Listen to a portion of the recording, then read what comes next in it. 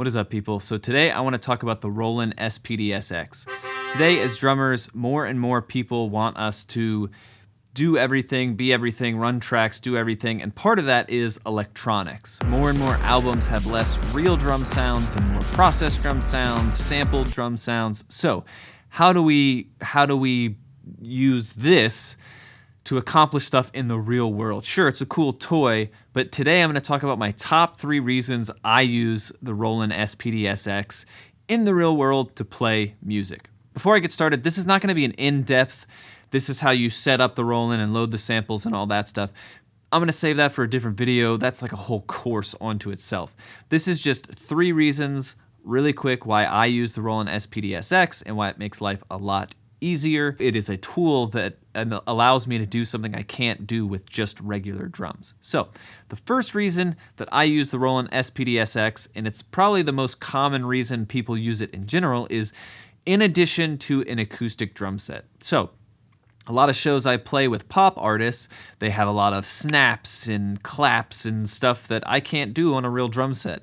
So the Roland is the perfect thing for it. Also helps build dynamics, not just use processed things, but in a live setting, big drums sound very different than like really processed, gritty samples do. So a lot of times I'll either use the Roland just as hand claps or whatever on backbeats, or in verses, I'll actually go all to playing the groove on the Roland for the verses, and then in the chorus use full kit, and that change in dynamic is really huge. So something like this for the verses,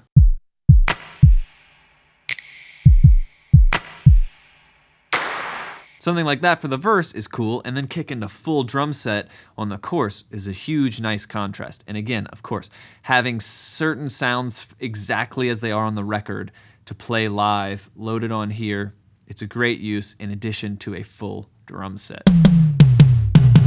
The second reason I use the Roland SPD-SX is for acoustic shows. There's so much you can do with the Roland SPD-SX. I hate Cajon. Dude, but what if I don't want to play the Cajon, dude?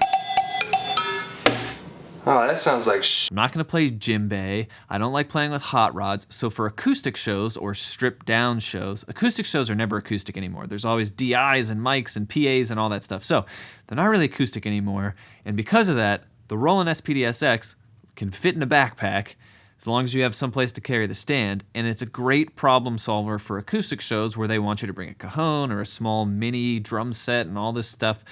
The Roland can take care of all of it. So I have built certain kits on the Roland that cover a lot of ground. Maybe for the verses of an acoustic set you're playing with,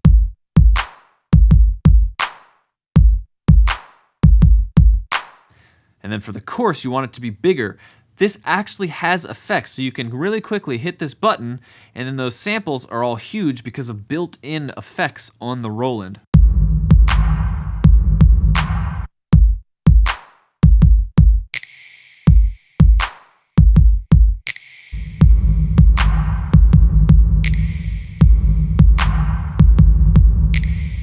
Pretty cool, and that's all those effects that I'm adding to make it more verby and stuff are all on board. So it's really flexible in a kind of stripped down acoustic environment. If you get a nice, my thing is always I want to find patches that I have a timekeeping, like a shaker or something that can keep time on the pad loaded up, a couple of different snare drum sounds loaded up, a couple of different kick drum sounds, a kick drum sound that's a little bit quieter, and then a kick drum sound that's bigger and boomier. And between those sound sources, I can kind of piece together cool, vibey acoustic settings that I think are just better than like a cajon. What happened to the bottom half of my face? Oh, right, I'm sitting on a cajon! And especially if your artist actually has samples, you can load those on and just go with it. So acoustic shows are another, or stripped down shows are another way I really like to use the Roland SPD-SX. Now finally, the third reason I love using the Roland SPD-SX is for click and backing tracks. The Roland has an onboard click track.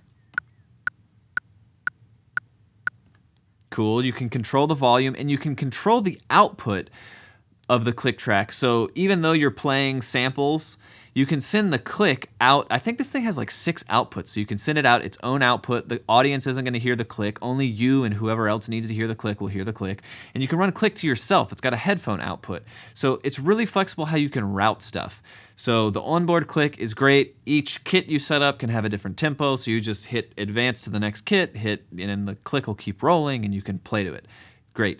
The other way that I run click and backing tracks is literally I load in click track and backing tracks. And you can actually do that in stereo. Because it's so flexible and has so many outputs, I can actually hit a pad, and there's a way to link the pads, and I can hit a pad and click track and backing tracks will start rolling. So if I hit this, 1, 2, 3, 4.